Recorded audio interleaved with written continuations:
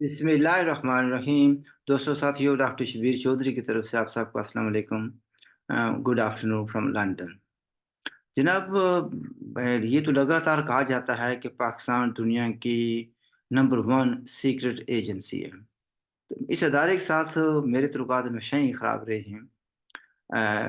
وہ بھی number one ہے تو ہم بھی کسی سے کام نہیں ہیں۔ تو میں نے ان دنوں کہا کہ یہاں پہ جب یہ زیادہ باتیں ہو رہی تھی تو میں نے تھوڑی سی ریسرچ کی، پھر میں نے ایک آرٹیکل لکھا، آئسا is number one secret agency, is it question mark.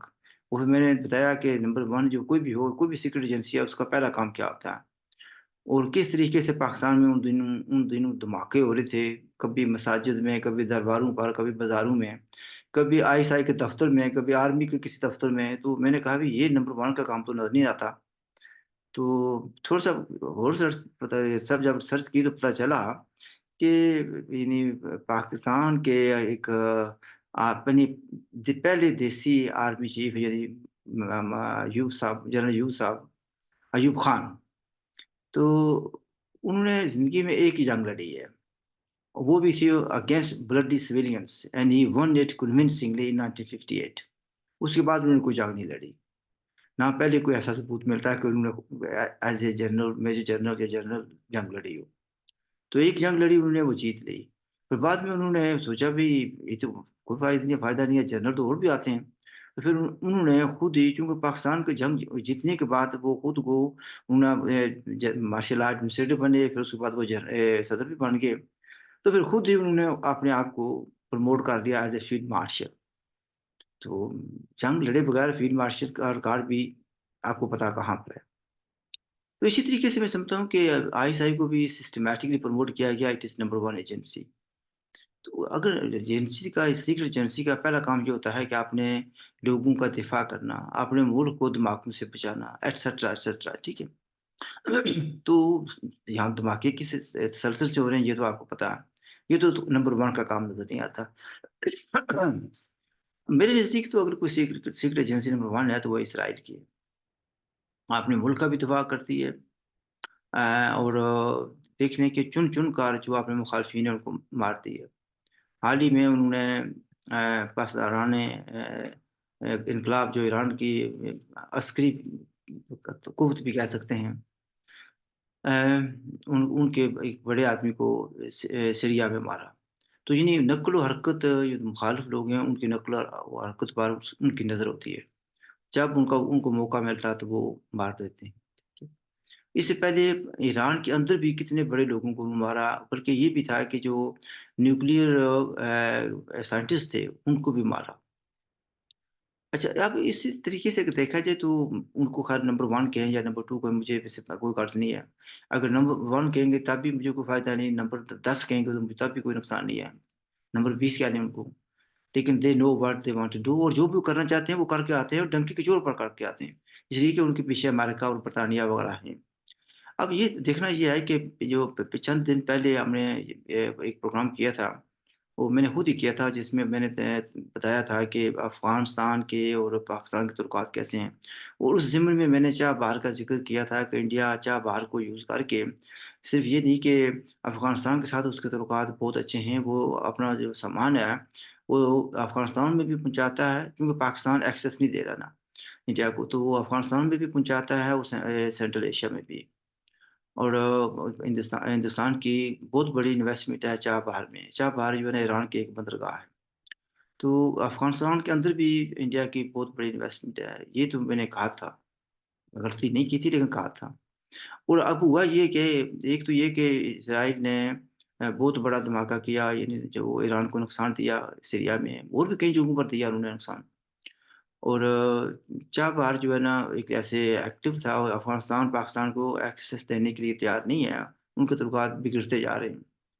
تو چاہ بہار کو بھی کسی نے نشانہ بنا دیا، جو جن لوگوں نے اس کو قبول کیا ہے، وہ کیا نام ہے ان کا، جیش جیش عدل، جنہوں نے پچھلے دنوں میں پہلے کیا تھا، اور پھر ایران نے نتیجے کے طور پر یا ریونج لینے کے لیے پاکستان پر میزائل پھینکے، پاکستان نے بھی انتقام وہاں پر حملہ کیا، تو پھر دونوں میں تھوڑی سی دوستی ہوگی۔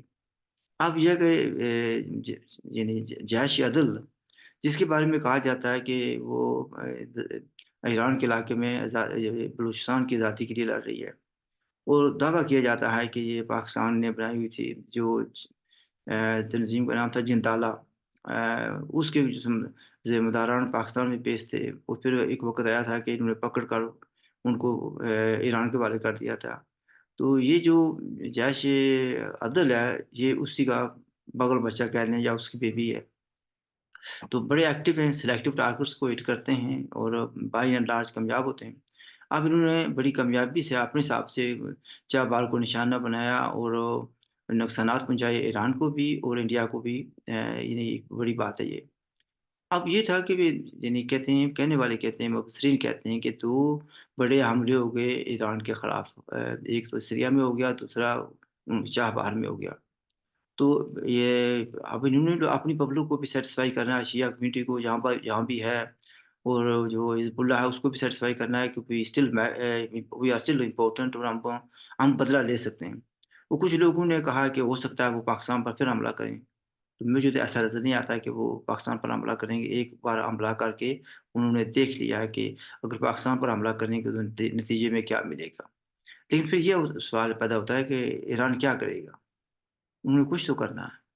پھر ایک بات یہ بھی آتی ہے کہ آ، کیا ہم لوگ تو کہتے ہیں کہ یہ پاکستان نے کرایا، یعنی میرے پاس کوئی ثبوت نہیں ہے، نہ ہی میں یہ الزام لگاؤں گا۔ لیکن وہ کہتے ہیں کہ چونکہ وہ کہہ رہے تھے کہ ہمارا سامان نہیں جاتا اگر افغانستان کے ذریعے سینٹرل ایشیا میں، تو پھر ہمارے دشمنوں کا کیوں جائے؟ کہنے والے کہتے ہیں، میں تو اس بارے میں کچھ نہیں کہوں گا۔ تو اب اگر ایران اور پاکستان کے تعلقات ٹھیک رہتے ہیں، اللہ کرے ٹھیک رہیں، تو پھر ایران کس پر حملہ کرے گا؟ ویسے تو ایران کا بہت انوالومنٹ ہے مختلف جگہوں پر، انکلوڈنگ یمن، لیکن اس وقت وہ they are in a fix. ابھی دیکھیے یہاں پر یہ بات آتا ہے کہ انڈیا نے، اسرائیل نے یہ کیوں حملہ کیا سیریا میں بھی؟ اس کی ایک وجہ یہ بھی ہے کہ امریکہ جو ہے نا، اس کی جو سپورٹ تھی اسرائیل کے لیے، وہ تھوڑی سی تھن ہو رہی تھی ان دی سیکورٹی کونسل، یونائٹڈ نیشن کی سیکورٹی کونسل میں۔ برطانیہ والے بھی کچھ دباؤ ڈال رہے تھے کہ آپ یعنی جو ٹو مچ کر دیا آپ نے، اور آپ سیز فائر کریں اور اپنے ٹارگٹس کو صحیح طریقے سے دیکھیں، چونکہ جو ایڈ ورکرز تھے ان کو بھی نشانہ بنایا گیا۔ تو وہ تو اسرائیل میں تو خیر ان کے پاس، جس طرح پاکستان میں پی ٹی آئی جو کچھ مرضی کر لے، ان کو کوئی کچھ کہنے والا نہیں ہے۔ اسی طریقے سے انٹرنیشنل لیول پر یا ایٹ انٹرنیشنل لیول اسرائیل جو مرضی کر لے، اس کو بچانے والے موجود ہیں۔ جس طریقے سے عمران خان کو بچانے والے موجود ہیں، اسی طریقے سے اسرائیل کو بچانے والے موجود ہیں۔ اسرائیل جو مرضی کرے، کوئی اس کا کچھ نہیں بگاڑ سکتا۔ تو پھر ایران نے کچھ نہ کچھ تو کرنا ہے۔ میں یہ امید کرتا ہوں کہ وہ کریں بھی گے، میں توقع یہ نہیں کہ میں امید کر رہا ہوں، میں پریڈکٹ کر رہا ہوں کہ وہ کریں گے۔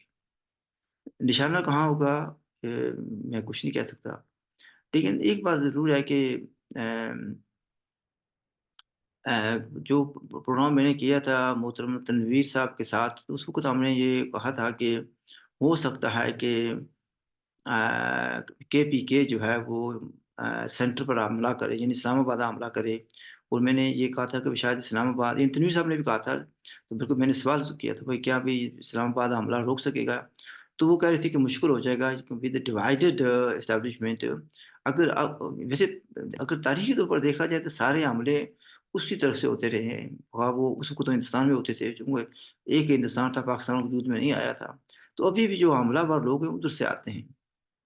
اور یہ بھی ہے کہ جن لوگوں کو وہ استعمال کیا جاتا ہے مختلف جگہوں پر، ان کا تعلق بھی کسی نہ کسی طریقے سے افغانستان سے نکلتا ہے۔ تو ہو سکتا ہے ابھی اس بار بھی افغانی استعمال ہوں، کس جگہ پر ہوں گے، کہاں ہوں گے، ٹارگٹ کون ہوگا، ٹریگر کون دبائے گا، that remains to be seen. تو میں نے جب یہ کہا تھا کہ کے پی کے والے حملہ کریں گے تو کیا پاکستان یعنی سینٹر جو ہے اس کا دفاع کر سکے گا؟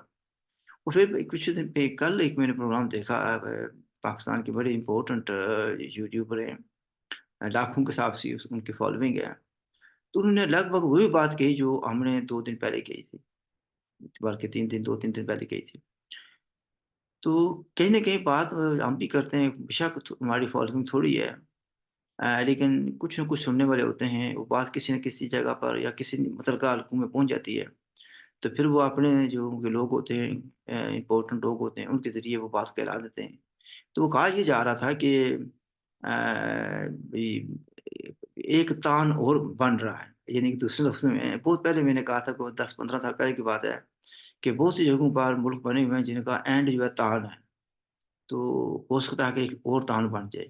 اب جو تان جو بنانے کی کوشش کی جا رہی ہے اس میں کہا جا رہا ہے کہ پاکستان موجودہ پاکستان کا کچھ علاقہ اور کچھ افغانستان کا علاقہ کاٹ کر ایک تان ایک نیا ملک جو ہے نا بنایا جا سکتا ہے. اس کے لیے کوششیں ہو رہی ہیں اور دعویٰ کرنے والوں نے یہ بھی کہا کہ طالبان اس بات پر ایگری ہو گئے ہیں کہ اگر پختون یعنی پختونوں کا علاقہ اگر اکٹھا ہو جائے اور تو جلال آباد تک کا علاقہ اگر ایک پختونوں کا بن جاتا ہے ایک اور تان بن جاتا ہے تو ان کو کوئی اعتراض نہیں ہے.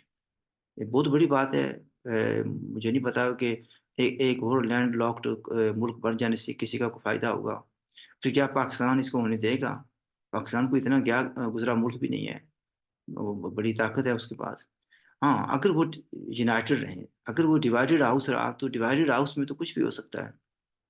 میرے خیال میں شاید کچھ زیادہ کیا گیا ہوں میں تو I'll leave it at that. If you have any questions please do ask or if you have not subscribed the channel please do subscribe it. ہماری طرف سے خدا حافظ. look after yourself.